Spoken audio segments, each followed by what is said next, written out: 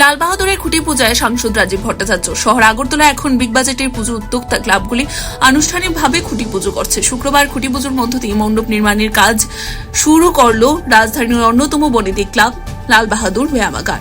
শাস্ত্র মেনে বৈদিক মন্ত্র উচ্চারণের মধ্য দিয়ে অনুষ্ঠিত হয় লাল বাহাদুর ব্যায়ামাগারের খুঁটি পুজো। অনুষ্ঠানে উপস্থিত ছিলেন রাজ্যসভা সাংসদ রাজীব ভট্টাচার্য। এছাড়া উপস্থিত ছিলেন লাল বাহাদুর ব্যায়ামাগারের সভাপতি প্রণব সরকার সহ ক্লাবের কর্মকর্তারা।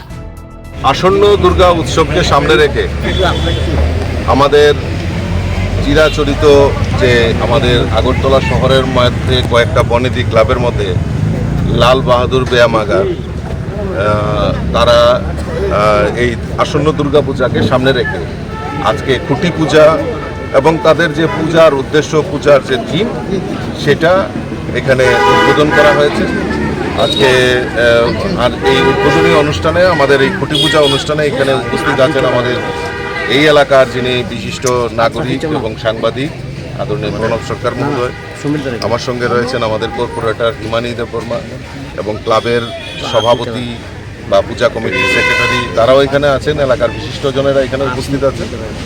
লাল বাহাদুর ক্লাব শুধু পূজা নয়, বিভিন্ন সামাজিক কর্মসূচি হোক, খেলাধুলা হোক, এই ক্লাব এবং উল্লেখযোগ্য ভূমিকা এবং এই সমাজের প্রতি দায়বদ্ধতা রেখে ওনারা দায়িত্ব পালন করেন।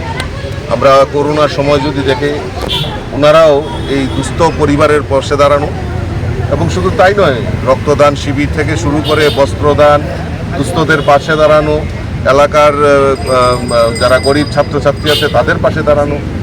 তো এইসবের মাধ্যমে এই ক্লাবের উন্নয়ন এবং ক্লাবকে এগিয়ে নিয়ে যাচ্ছেন।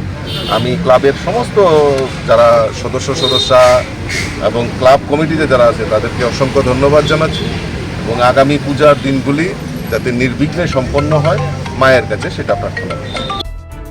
Bureau report, CNE TV. CNE TV, channel for news and entertainment.